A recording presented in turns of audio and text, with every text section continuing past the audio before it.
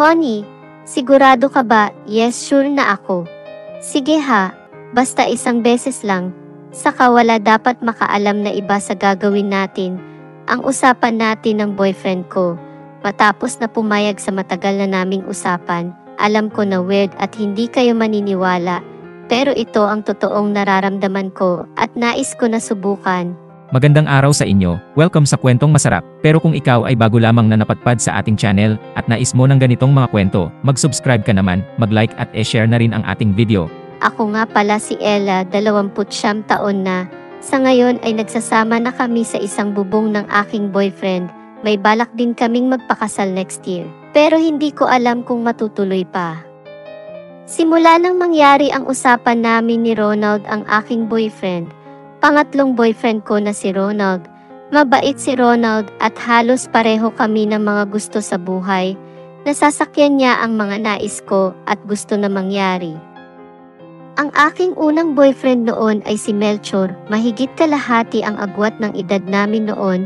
20 lang ako noon nang pitasin ni Melchor. Kaibigan siya ni Mama, ang aking ina.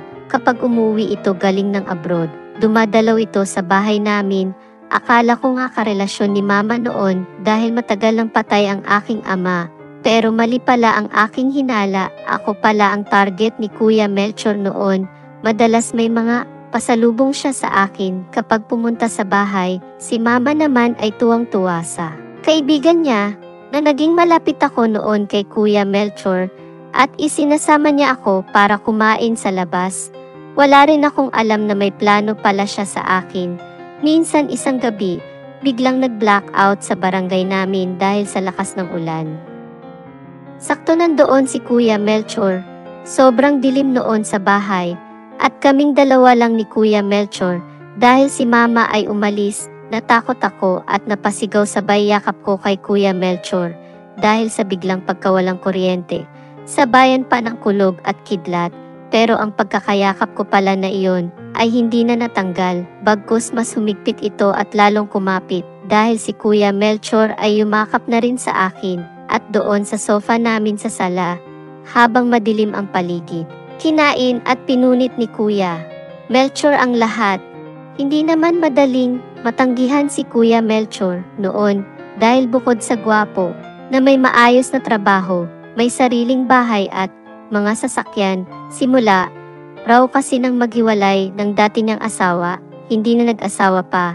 Si Kuya Melchor, ang kasabikan noon ni Kuya Melchor sa ilang taon na walang asawa, sa akin niya ibinunton, ginamit niyang lahat, ang kanyang nalalaman at aking din unang karanasan, sa kanya ko rin natutunan ang lahat, simula ng iparanas niya sa akin at ipadama. Ang sarap ng pagiging babae na sa ngayon ay hanap ko pa rin kahit sa boyfriend ko.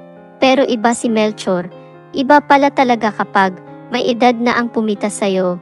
Di hamak na bihasa at gamay na gamay ang lahat ng kiliti mo at talaga naman hanapin mo. Ito rin ang dahilan kung bakit ako nakikiusap sa boyfriend ko.